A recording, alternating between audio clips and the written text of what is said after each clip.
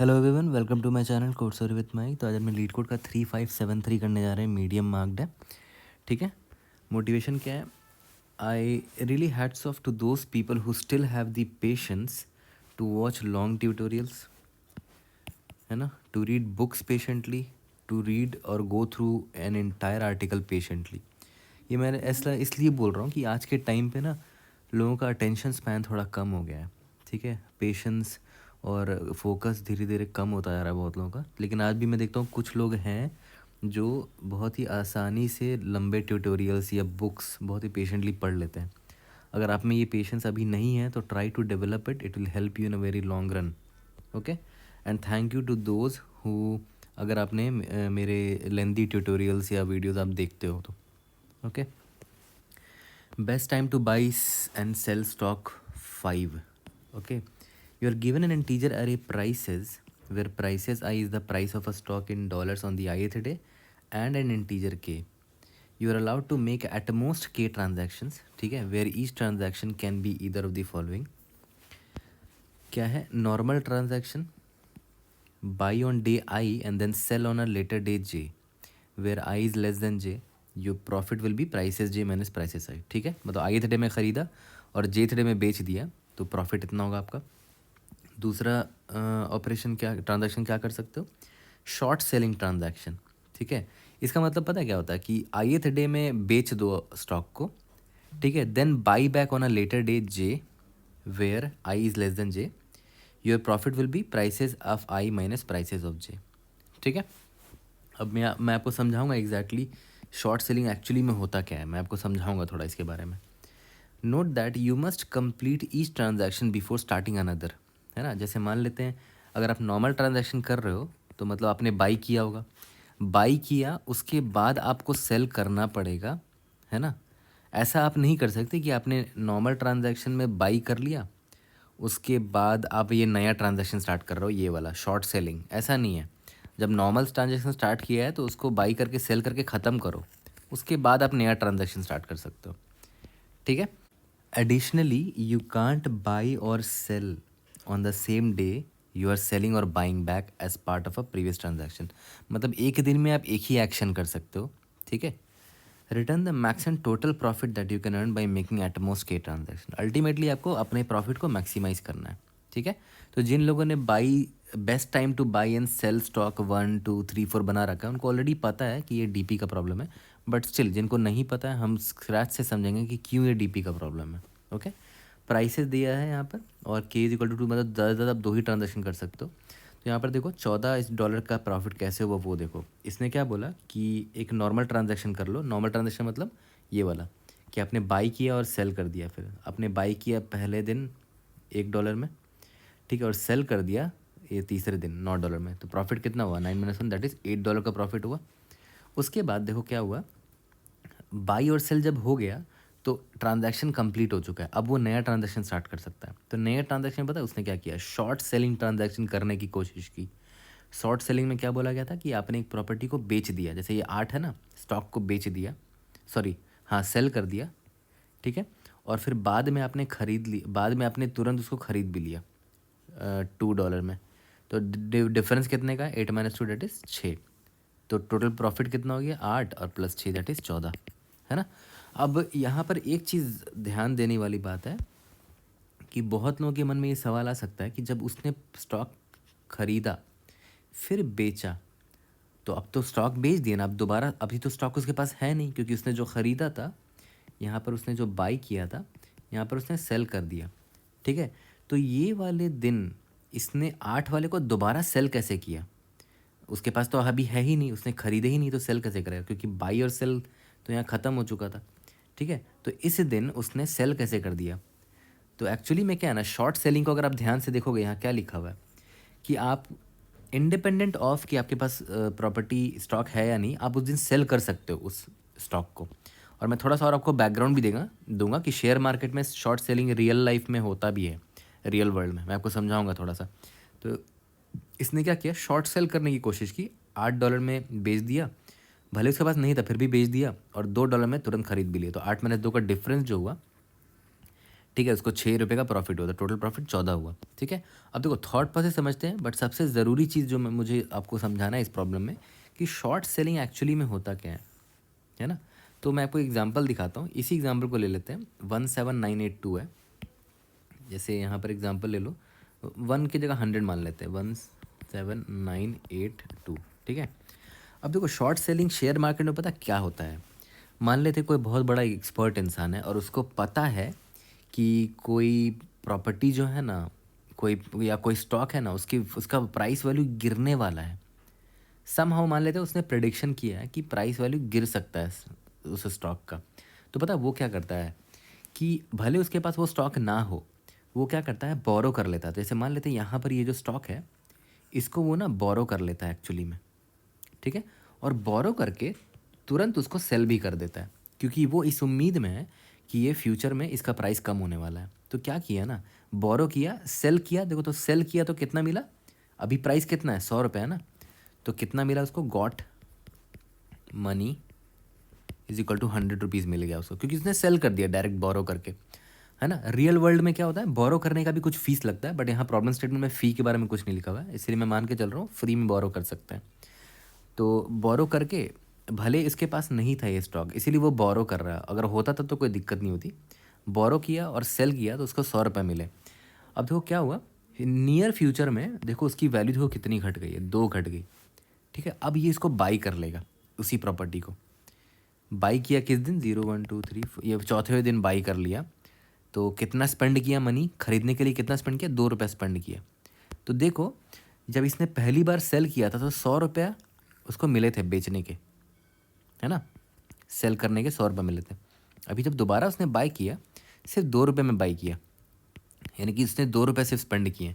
Overall profit देख रहे हो कितने का हुआ, उसको शुरू में 100 रुपये मिला था, वापस से उसने उसी स्टॉक को खरीद लिया 2 रुपये में, तो 100 माइनस 2 यानी कि 98 रुपीज़ का उसको प्रॉफिट हुआ एक्चुअली में, है ना।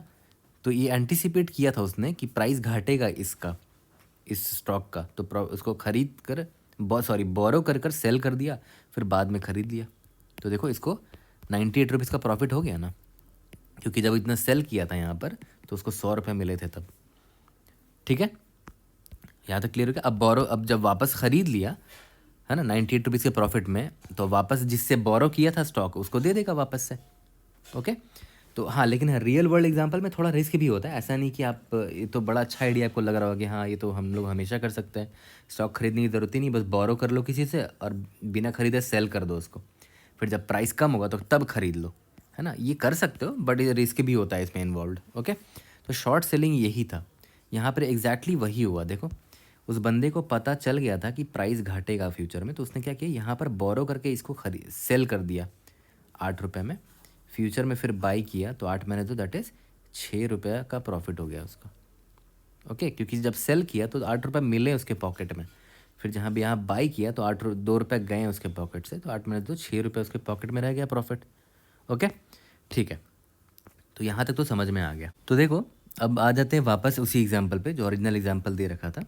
तो अब देखो एक चीज़ तो क्लियर है कि जब भी कोई दिन होता है, जैसे मान लेते इस दिन की बात है, मान लेते अभी आप यहाँ पर खड़े हो, ठीक है, तो अब आपके पास हमेशा एक ऑप्शन तो ज़रूर रहता है कि आप या तो कुछ ना करो, है ना, नो एक्शन, आपने कोई एक्शन नहीं किया।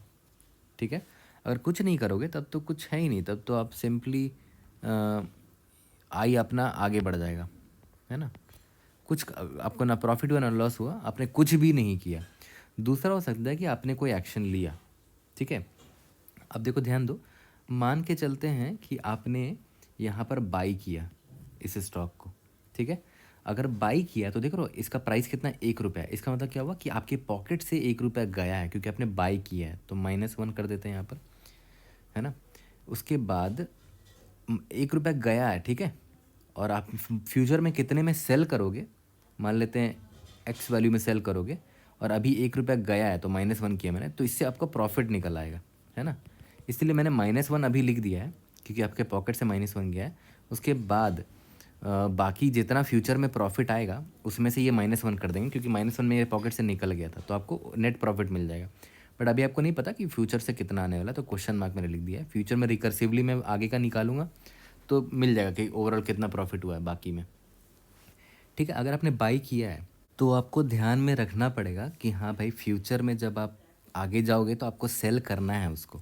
अभी बाई किया फिर बाद में जाकर दोबारा बाई किया, ये पॉसिबल नहीं है। प्रॉब्लम में बोल रखा है ना, हमेशा एक ट्रांजैक्शन कंप्लीट होना चाहिए दूसरा ट्रांजैक्शन स्टार्ट करने के बाद। जैसे मान लेते अगर आपने बाई किया फिर आपने सेल किया, तब ये एक ट्रांजैक्शन कंप्लीट होगा, उसके बाद आप दूसरा कुछ कर सकते हो, है ना। ये एक कंप्लीट ट्रांजैक्शन कहलाएगा।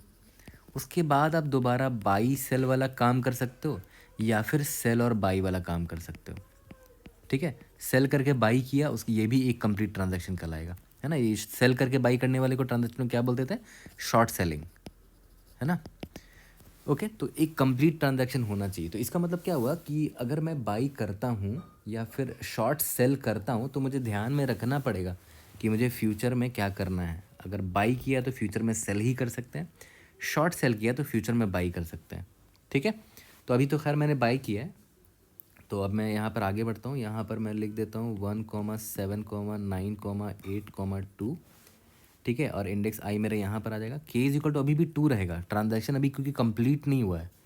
इसको एक कंप्लीट ट्रांजैक्शन बोलते हैं। बाई के बाद सेल होने पर एक कंप्लीट ट्रांजैक्शन होगा, शॉर्ट सेल के बाद एक बाई होने पर वो कंप्लीट ट्रांजैक्शन कहलाएगा। तो के का वैल्यू अभी भी 2 ही है, अभी घटाया नहीं मैंने इसको, क्योंकि अभी तक एक ट्रांजैक्शन कंप्लीट नहीं हुआ है। अब फिर से मेरे पास ऑप्शन है कि मैं यहाँ पर कोई एक्शन लूँ या फिर स्किप कर दूँ। ठीक है, तो मान के चलते हैं स्किप कर दिया मैंने इसको। ठीक है, तो 1,7,9,8,2 आई यहाँ पर आ जाएगा, के इज इक्वल टू 2 आ गया। पूरा ट्री तो नहीं बना सकते, बहुत बड़ा ट्री बन जाएगा, तो मैं बस जहाँ से आंसर मिल रहा है उसी पर जा रहा हूँ, उस पाथ में। ठीक है, फिर यहाँ पर मेरे पास ऑप्शन है कि मैं चाहे तो इसको स्किप कर दूँ या फिर यहाँ पर कोई एक्शन लूँ। अब देखो, अगर मुझे एक्शन लेना है तो ऑब्वियसली मुझे याद है बाई मैंने कर रखा था, तो अभी मैं सिर्फ सेल ही कर सकता हूँ उसको, यही ऑप्शन है मेरे पास। अगर मैंने सेल किया देखो तो कितने रुपये का मुझे मिल रहे हैं पॉकेट में, मुझे पॉकेट में +9 रुपीज़ मिल रहा है, क्योंकि मेरे पॉकेट में आया इसीलिए +9 है ना। और भी प्रॉफिट जो होगा वो मुझे नहीं पता, प्लस क्वेश्चन मार्क मैं कर दे रहा हूँ, और वो कहाँ से निकलेगा, फ्यूचर के रिकर्शन से निकलेगा। ठीक है, ओके, तो यहाँ पर जब सेल किया 1,7,9,8,2, इंडेक्स आई मेरा यहाँ पर आ चुका है, के इज इक्वल टू 2 है। ठीक है, अब देखो यहाँ पर जब आप आए हो तो आपका एक ट्रांजेक्शन कंप्लीट हो चुका है, तो यहाँ पर मैं के इज इक्वल टू 1 कर दिया, है ना, क्योंकि एक ट्रांजेक्शन कंप्लीट हो गया था आपका यहाँ पर। ओके, ठीक है, और करेंटली अभी आपके पास स्टॉक नहीं है।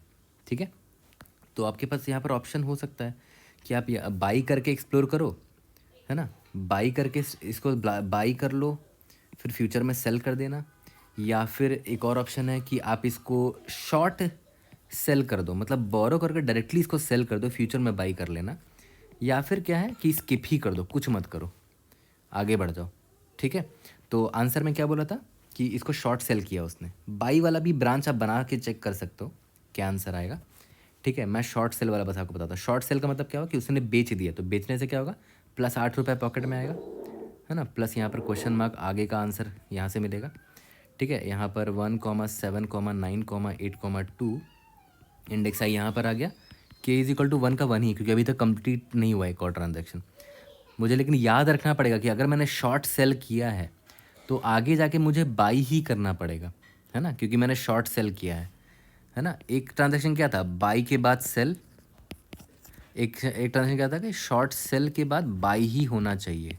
तो मुझे यहाँ पर भी ध्यान रखना पड़ेगा कि मैंने शॉर्ट सेल किया तो फ्यूचर में मैं बाई ही कर सकता हूँ। तो इंडेक्स आई मेरा यहाँ पर है, तो फिर से दो ऑप्शन है कि इसको मैं स्किप कर दूँ या फिर यहाँ पर कोई एक्शन ले लूँ। अब यहाँ पर कोई एक्शन लूँगा तो मुझे ध्यान में रखना चाहिए कि मैंने शॉर्ट सेल किया है इससे पहले, तो मैं बाई ही कर सकता हूँ, मेरे पास और कोई ऑप्शन नहीं है। अगर मैं बाई करूँगा तो देखो तो कितने रुपए जाएंगे मेरे पॉकेट से, -2 रुपीज़ जाएंगे पॉकेट से, प्लस आगे क्वेश्चन मार्क। अब यहाँ पर तो इंडेक्स आउट ऑफ बाउंड हो जाएगा, आउट ऑफ बाउंड। ठीक है, और ट्रांजैक्शन ऑब्वियस सी बात है, के इज इक्वल टू यहाँ पर 0 हो जाएगा, क्योंकि मेरा ट्रांजैक्शन यहाँ पर एक कंप्लीट हो गया, है ना। के इज इक्वल टू 0 हो गया तो मैं रिटर्न कर दूंगा कि अब मुझे और प्रॉफिट नहीं मिल सकता। तो इस पाथ को देखो, अलग अलग पाथ से अलग अलग आंसर आएगा, तो सभी से मुझे मैक्सिमम निकालना है। तो इस पाथ को देखते हैं जहाँ से मुझे ये आंसर मिला, -1 और क्या मिला, +9 +8 -2, -1 +9 +8 -2 कितना हो गया, नॉट 17 -3 14। याद करो यही आंसर था। ठीक है, अब इसके और भी आंसर्स निकल सकते थे। यहाँ पर देख रहे हो स्किप करके जो आप गए हो, इधर भी कुछ आंसर आएगा। फिर यहाँ पर देखो ये वाला भी मैंने स्किप किया था, ये वाला भी पाथ मैंने पूरा नहीं बनाया था, तो इसका भी कुछ आंसर आएगा। सभी में से आपको बेस्ट आंसर निकाल के देना है, ठीक है।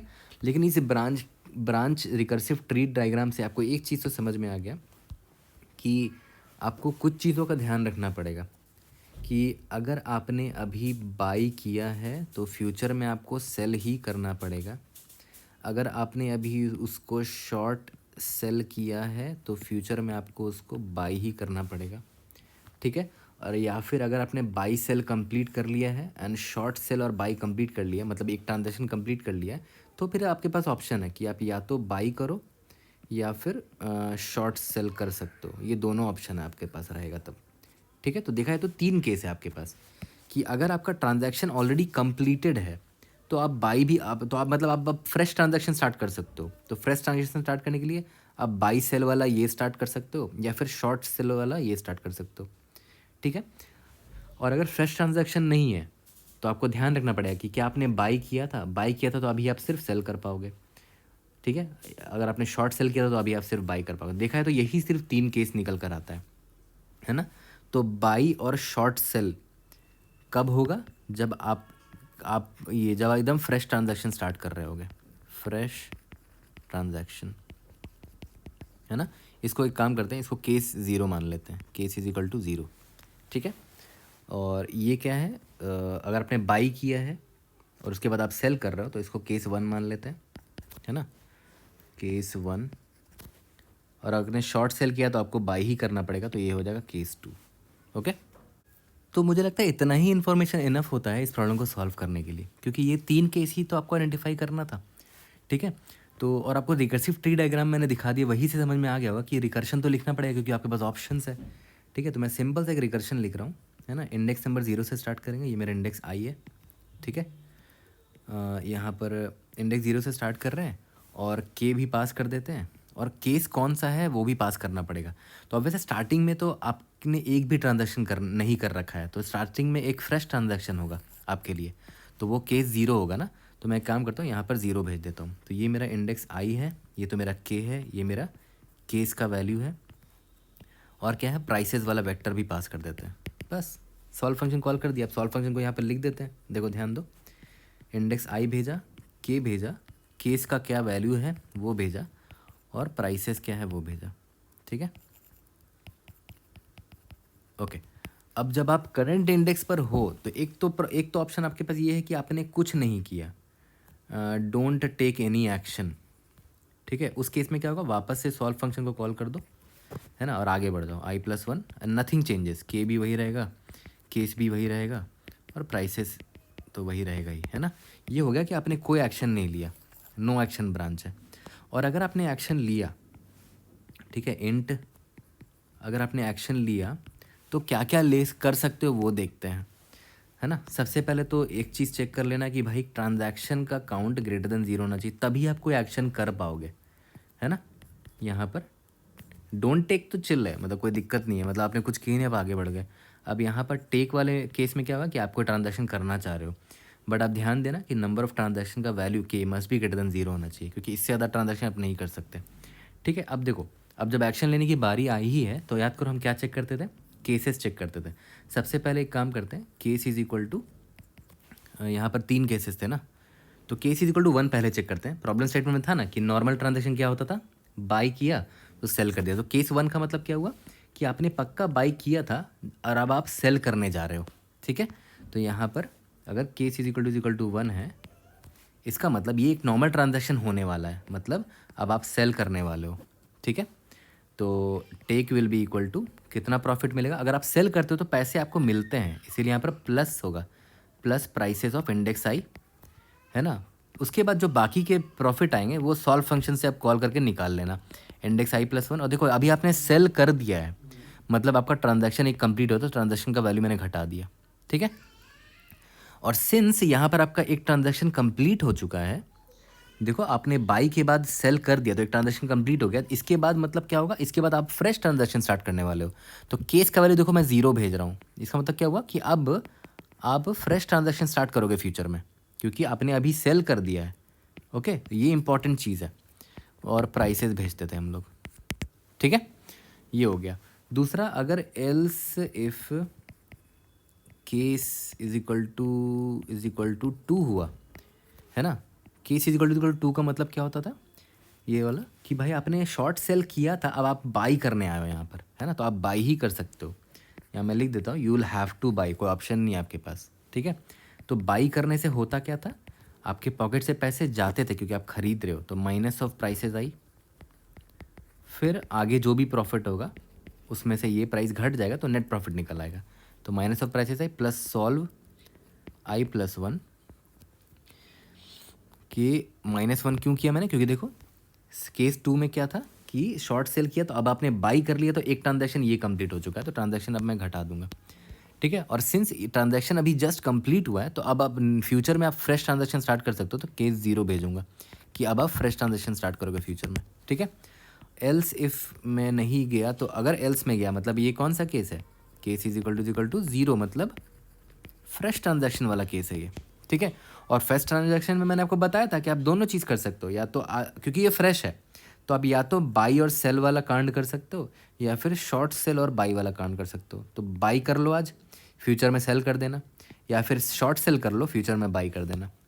तो दोनों में से जो बेस्ट आंसर देगा वही हम लोग कर लेंगे। तो यहाँ पर मैं लिख देता हूँ, take will be equal to maximum of, अगर आपने बाई किया तो प्राइसेस जाएंगे आपके पॉकेट से, prices of I plus solve, since आपने बाई किया है तो इंडेक्स आई प्लस वन के बाद के में कोई चेंज नहीं आएगा क्योंकि आपने बाई किया है, सेल अभी नहीं किया। सेल करने पर एक ट्रांजैक्शन कंप्लीट होता है ना। ये आपने फ्रेश ट्रांजैक्शन का स्टार्ट किया है बाई, तो के का वैल्यू चेंज नहीं होगा। और सिंस आपने अभी बाई किया है तो फ्यूचर में आप क्या कर पाओगे, सिर्फ सेल कर पाओगे, मतलब ये वाला फ्लो चलेगा आपके लिए, है ना। तो नेक्स्ट तो मैं केस का वैल्यू क्या भेजूंगा, केस वैल्यू वन भेजूंगा ताकि तुम फ्यूचर में सेल कर पाओ, ठीक है। तो यहाँ पर देखो केस का वैल्यू मैं वन भेज रहा हूँ, ओके।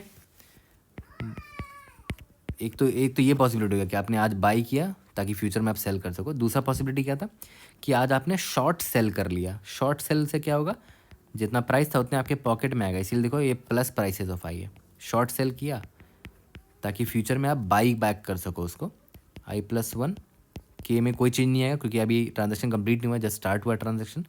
और यहाँ पर केस टू भेजोगे क्योंकि अभी आपने शॉर्ट सेल किया है। केस टू में आगे जाके चेक लगा के हम बाई करने वाले हैं उसी को दोबारा, है ना। इसीलिए देखो मैंने केस टू भेजा है ताकि जब रिकर्सिवली ये जाएगा तो केस टू फिर यहाँ पर पहुँचेगा रिकर्शन में नेक्स्ट टाइम, क्योंकि मैंने शॉर्ट सेल किया तो फ्यूचर में मैं बाई करूँगा उसको, ठीक है। और यहाँ पर प्राइसेस भी भेज दो, दोनों में से जो मैक्सिमम आएगा वो मेरे टेक वाले में, टेक वेरिएबल में आ जाएगा, ठीक है। और बस कुछ नहीं, लास्ट में क्या करेंगे, रिटर्न मैक्सिमम ऑफ टेक से जो वैल्यू आया, और एक और कौन सा वेरिएबल था, डोंट टेक, कोई एक्शन आपने नहीं लिया तो उससे जो वैल्यू आया वही मेरे लिए बेस्ट आंसर देगा। मैक्सिमम ले लिया मैंने उसका, ठीक है। और सिंस ये रिकर्शन है तो ऑब्वियस बात आपको बेस केस लिखना पड़ेगा, ठीक है। तो बेस केस एक चीज़ तो क्लियर हो रहा है, इंडेक्स मेरा भाग रहा है ना, तो मुझे चेक कर लेना चाहिए कि इंडेक्स जो है अगर greater than equal to prices dot size हो गया, मतलब हमने सारे ट्रांजैक्शन सारे स्टॉक डेज को देख लिए हैं। तो बस मैं सिंपल सा एक चेक ये लगा दूंगा कि अगर मेरा केस का वैल्यू ज़ीरो है, इसका मतलब क्या हुआ कि अब मुझे और कोई ट्रांजैक्शन नहीं करना, मैं फ्री हूँ, अब मैं फ्रेश ट्रांजैक्शन के स्टेट में हूँ।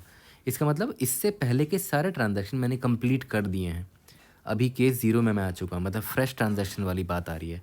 और आप इंडेक्स आउट ऑफ बाउंड में चले गए हो, मतलब अब आपको और कोई ट्रांजैक्शन आप नहीं कर सकते, तो रिटर्न ज़ीरो कर दो, मतलब ये वैलिड केस था, है ना। अब आपको और प्रॉफिट नहीं मिल सकता, ठीक है। लेकिन अगर केस ज़ीरो के अलावा कोई भी और केस होता, केस वन होता या फिर केस टू होता, तो इसका मतलब पता क्या हुआ कि आपका ट्रांजैक्शन अभी कंप्लीट हुआ ही नहीं है और आप इंडेक्स आउट ऑफ बाउंड पे चले गए, मतलब वो इनवैलिड केस में आप आ चुके हो, है ना।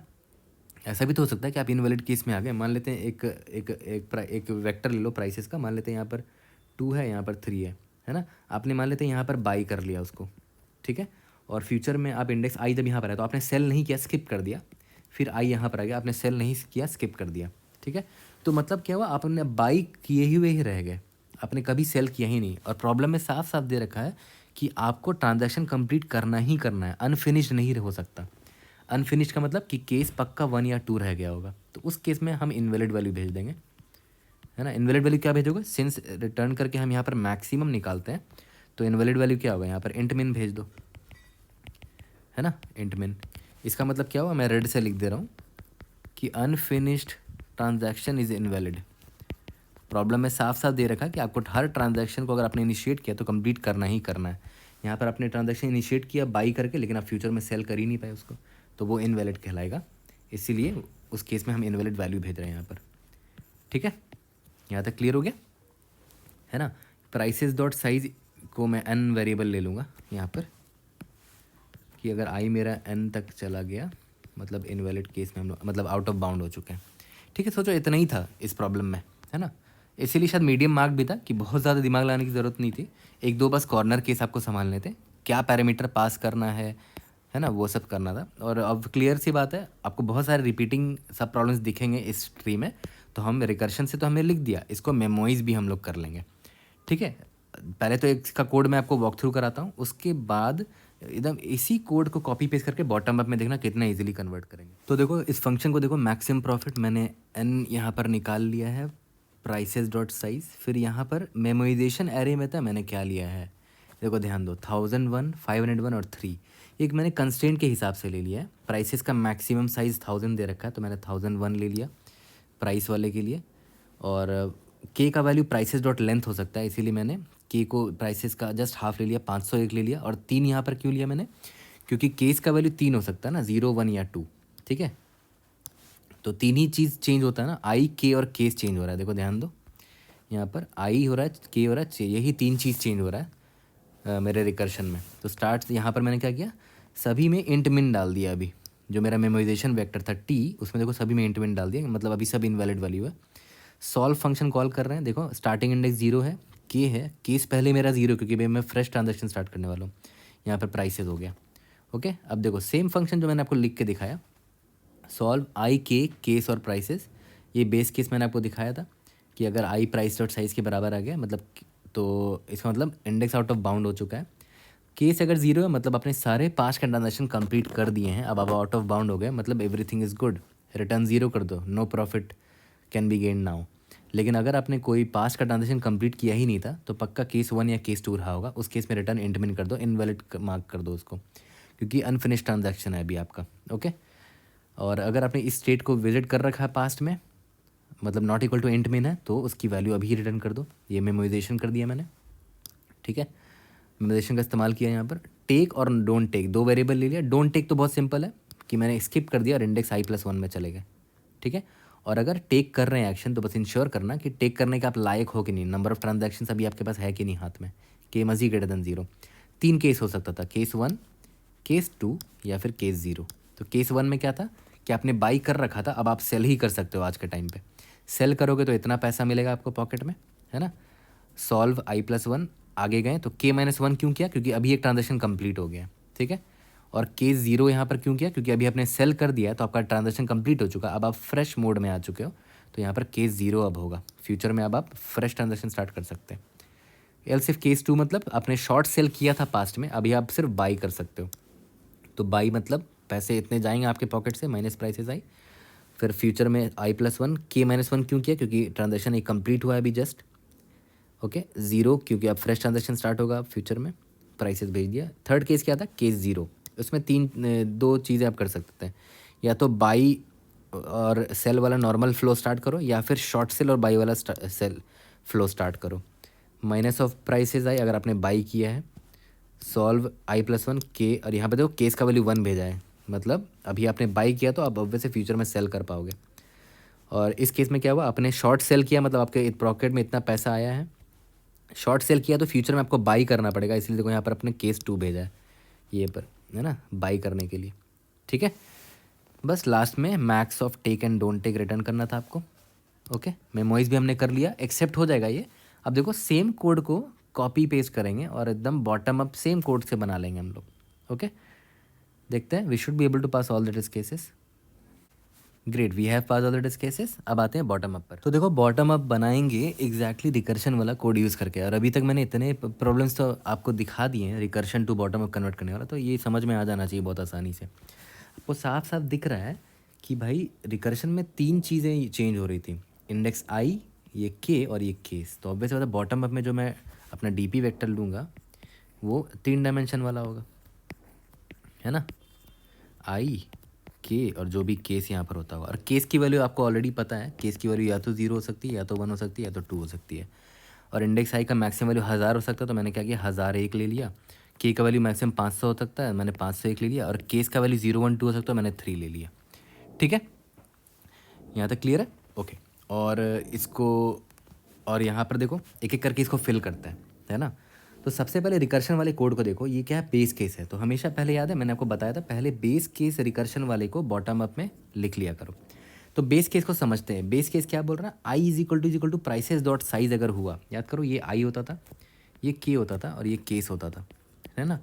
अगर आई मेरा प्राइसेस डॉट साइज है, मतलब आई मेरा एन है ना, प्राइसेस डॉट से मतलब एन हुआ ना। अगर आई मेरा एन है और अगर केस 0 है तो आंसर 0 होगा, देख रहे हो, ठीक है। चाहे के का कोई भी वैल्यू हो, फ़र्क नहीं पड़ता। अगर आई प्राइसेस डॉट साइज के बराबर है और के का कोई भी वैल्यू हो, फ़र्क नहीं पड़ता। और अगर केस का वैल्यू 0 है तो मेरा आंसर 0 होगा, राइट। लेकिन अगर आई का वैल्यू एन के बराबर है, के का वैल्यू कोई भी हो, फ़र्क नहीं पड़ता। और अगर ये 1 हुआ तो याद करो इंट मिन होगा। देख रहे हो, मैं कुछ नहीं कर रहा, रिकर्शन वाले से ही कॉपी पेस्ट मार रहा हूँ, बस यहाँ पर बॉटम अप के स्टाइल में लिख रहा हूँ। केस का वैल्यू अगर 2 है तब भी इंट मिन होगा, है ना।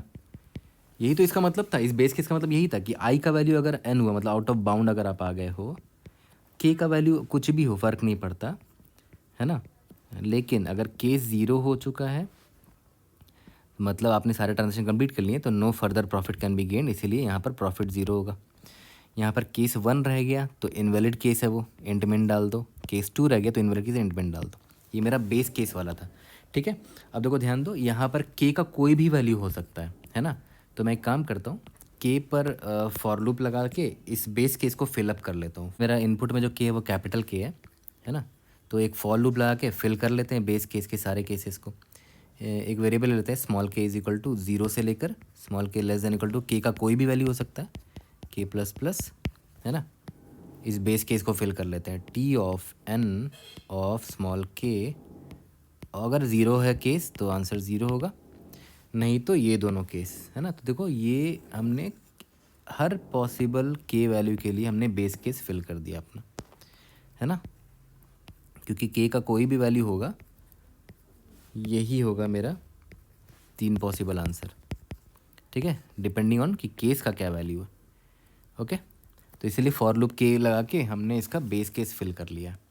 ओके, अब आ जाते हैं फर्दर पे। ये तो बेस केस हमने लिख लिया, अब फर्दर यहाँ पर आ जाते हैं ये वाले पार्ट पर, ठीक है। तो अब देखो ध्यान दो, मुझे अब इन लोगों को इसको हैंडल करना है ना, इस पार्ट को। तो यहाँ पर देख लो सॉल्व फंक्शन हम लोग ऐसे लिखते हैं, सॉल्व, फिर नेक्स्ट इंडेक्स में जा रहे हैं i+1, फिर यहाँ पर के जो भी आप पास करते हो एंड सो ऑन।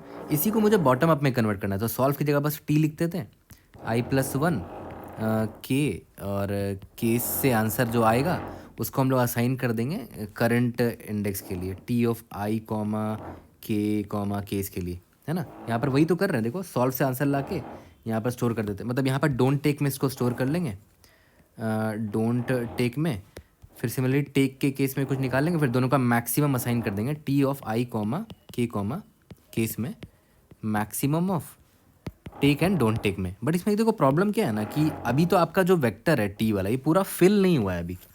तो फ्यूचर का देख रहे हो, फ्यूचर का इंडेक्स से आप आंसर निकाल के करंट इंडेक्स में आंसर डालना चाह रहे हो, बट फ्यूचर का जो इंडेक्स है ti+1 अभी तो फिल हुआ ही नहीं है ना। ये चीज़ मैं आपको हमेशा बोलता हूँ, इसीलिए हम लोग क्या करते हैं ना, बॉटम अप में most of the time index ये इंड से फिल करना स्टार्ट करते हैं, है ना। तो हम जब फॉर लूप लिखेंगे अपने टी वाले वेक्टर को फिल करने के लिए, तो index i equal to n-1 से स्टार्ट करेंगे, ठीक है। ये चीज़ हमेशा ध्यान रखना, मोस्ट ऑफ द टाइम हम लोग यही किया करेंगे। i0 i-, हो गया यहाँ पर, ठीक है। उसके बाद दूसरा फॉर लूप किसके लिए होगा, के लिए होगा, तो स्मॉल के इज इक्वल टू 0, के का value less than equal to capital K तक जा सकता है, k++, ठीक है। यहाँ तक क्लियर है। तो सबसे पहला एक्शन क्या होता था हमारे लिए, कि भाई डोंट टेक अगर मैंने किया, ये वाला डोंट टेक, है ना। तो डोंट टेक वाला केस बहुत सिंपल है, यहाँ पर एक डोंट टेक में क्या होगा, सॉल्व फंक्शन की जगह मैं बस टी लिखूँगा, i+1, याद करो i+1 भेजते थे, k भेजते थे, k का जो भी वैल्यू है। और सिंस अभी तक मैंने डोंट टेक किया है, टेक किया ही नहीं है, मतलब फ्रेश ट्रांजैक्शन है, जीरो है तो जीरो का जीरो ही रहेगा, ठीक है, क्योंकि स्टार्ट में फ्रेश ट्रांजैक्शन है तो जीरो का जीरो ही रहेगा। और इसी को मैं डायरेक्टली असाइन कर दूंगा मेरे करंट स्टेट का आंसर निकालने में, i comma k comma zero को, ठीक है। ये तो हो गया डोंट टेक वाला केस, यहाँ पर मैं लिख देता हूँ this is don't take, okay. और अगर मैं टेक करता हूँ तो मैंने क्या बोला था, टेक करने से पहले चेक कर लेना k ग्रेटर देन ज़ीरो होना चाहिए। तो देख लो सेम कॉपी पेस्ट मैं कोड कर रहा हूँ यहाँ से, ये वाले एक पार्ट को मैं कॉपी पेस्ट कर रहा हूँ। k ग्रेटर देन ज़ीरो है तो ठीक है, case is equal to 1 0, case 1 case 2 सभी का कोड लिख देते हैं, ठीक है। तो सबसे पहले लिखते हैं केस 0 का। केस 0 में क्या था कि कोई ट्रांजैक्शन प्रोग्रेस में नहीं चल रहा है, एकदम फ्रेश आप स्टार्ट करने वाले हो, ठीक है। तो उस केस में क्या होगा, t of i comma k comma 0 is equal to maximum of, याद करो वहाँ पर क्या था, maximum of minus of prices i solve, prices i solve, बस सॉल्व की जगह टी लिख देंगे। तो यहाँ पर लिख देते हैं minus of prices of I plus solve की जगह टी लिख दिया, i+1 यहाँ पर k होगा, और यहाँ पर याद केस की जगह 1 पास करते थे, ये रहा है ना। Similarly prices of I plus T i+1 k, और यहाँ पर 1 पास कर दिया। यहाँ तक क्लियर है, ओके। ये चीज़ नहीं, यहाँ पर 1 नहीं, इस केस में 2 पास करते थे ना, ठीक है। तो देखो सेम चीज़ हम लोग बस कॉपी पेस्ट कर रहे हैं और कुछ नहीं। ये तो हो गया मेरा केस 0। अब मैं केस 1 के लिए भी लिख देता हूँ, चाहे तो आप वीडियो को पॉज करके खुद से लिख सकते हो, ठीक है। केस 1 के लिए भी इसी के अंदर लिख दो, या तो k ग्रेटर देन 0 होना चाहिए, T of i comma k comma 1 वाला केस अभी हम लोग लिखने जा रहे हैं। केस इज इक्वल टू 1 है, ठीक है। केस इज इक्वल टू 1 के लिए लिख रहे हैं, i कॉमा k कॉमा 1 हो जाएगा यहाँ पर ना, केस 1 के लिए लिख रहे हैं। तो इसके लिए क्या था याद करो, डायरेक्ट यहीं से कॉपी पेस्ट कर देते हैं, prices of i plus T of i+1 k-1 0, यानी कि prices of i plus T of i+1 k-1 and 0, ठीक है। यहाँ तक क्लियर हो गया। लेकिन already T of i comma k comma 1 में कोई वैल्यू होगा, तो यहाँ पर मैं ऐसे लिख सकता हूँ is equal to max of t of i comma k comma 1 comma this, ठीक है, क्योंकि मुझे मैक्सिमम असाइन करना है। अब इसी तरह केस 2 का भी लिख देता हूँ, t of i comma k comma 2 का मैं लिखने जा रहा हूँ is equal to max of, already इसका कोई अगर वैल्यू होगा i कॉमा k कॉमा 2 का, कॉमा याद करो ये इसमें क्या करते थे, माइनस ऑफ प्राइसेस आई होता था, प्लस देखो केस 2 का कोड मैं दिखा भी देता हूँ, minus of prices i solve लिख दो, सॉल्व की जगह टी लिख दो, टी i+1 k-1 0, यहाँ पर वही है T of i+1 k-1 0, that's it. तो मैंने कुछ नहीं किया, बस कॉपी पेस्ट कर दिया कोड को, रिकर्शन वाले कोड को यहाँ कॉपी पेस्ट कर दिया, बस वहाँ सॉल्व की जगह यहाँ पर टी लिख दिया। फिर जब मेरा ये फॉर लूप ख़त्म हो जाएगा, ये दोनों फॉर लूप ख़त्म हो जाएगा, तो लास्ट में आप खुद सोचो, हम 3D वेक्टर को फिल करते चले जा रहे हैं, n-1 से स्टार्ट करते करते इंडेक्स नंबर 0 तक फिल कर दिया हमने, ठीक है। तो ऑब्वियसली मेरा फाइनल आंसर टी ऑफ 0 में स्टोर रहा होगा, ठीक है। और टोटल कितने ट्रांजेक्शन गिवन है मेरे पास, टोटल k ट्रांजेक्शन गिवन है, और स्टार्टिंग में मेरा केस का वैल्यू 0 रहेगा, तो मुझे एक्चुअली में आंसर यहाँ से मिलेगा, है ना। याद करो ना, सॉल्व में यही तो पास करते थे, सॉल्व फंक्शन जब कॉल किया था पहली बार तो इंडेक्स 0 पास किया था, और वहाँ पर k पास किया था, और वहाँ पर केस का वैल्यू 0 पास किया था स्टार्टिंग में, तो वही है, सॉल्व की जगह बस मैंने टी लिख दिया और यही मेरा आंसर है। तो मैं यहाँ रिटर्न ये कर दूंगा, है ना। याद करो ना, रिकर्शन वाले कोड में आपने क्या लिखा था, return solve i comma k comma 0 comma prices, यहाँ पर मैंने वही किया है, रिटर्न टी, सॉल्व की जगह टी लिख दिया, इंडेक्स i 0, i की जगह यहाँ पर 0 होगा, ये k और ये 0, ठीक है। तो देखा जाए तो बॉटम अप लिखना आसान होता है, बस आपको मैप करना आना चाहिए रिकर्शन मेमोराइजेशन वाले कोड से, ठीक है। तो कोड मैंने लिख दिया, कोड वॉक थ्रू कराते हैं, फिर इसको फिनिश करते हैं। तो देखो मैंने ऑलरेडी कोड लिख के दिखा तो दिया है, बट यहाँ पर मैं दिखा देता हूँ। यहाँ पर देखो मैंने ये ले लिया है, सॉरी, इसको बेस केस से इनिशियलाइज कर दिया अपने टी वेक्टर को, ठीक है। उसके बाद बॉटम अप को फिल कर रहे हैं, आई को n-1 से लेकर i 0 तक, k इक्वल टू 0 से k तक, don't take any action, take action है तो k 0 के लिए लिख दो, कि टेक एक्शन है तो केस 1 के लिए लिख दो, और केस एक्शन है तो केस 2 के लिए, तीनों केस के लिए लिख दिए जैसे हमने रिकर्शन मेमोराइजेशन में किया था। ठीक है, यहाँ तक क्लियर है? ओके, तो सबमिट करके देखते हैं, पास हो जाएगा, मैंने सबमिट करके देख रखा है इसको ऑलरेडी। ठीक है, लास्ट में T0, K0 रिटर्न कर दिया। और हाँ, इसका टाइम कॉम्प्लेक्सिटी अगर आप देखोगे तो खुद सोचो ना, यहाँ पर टाइम कॉम्प्लेक्सिटी कितना हो जाएगा, n/k हो जाएगा टाइम कॉम्प्लेक्सिटी। ठीक है, यहाँ पर O ऑफ K लगा, यहाँ पर O ऑफ n/k लगा है, स्पेस कॉम्प्लेक्सिटी n/k लगा है, स्पेस कॉम्प्लेक्सिटी भी। ठीक है, तो कोई भी डाउट था raise in the comment section, और try to help you out. See you in the next video, thank you.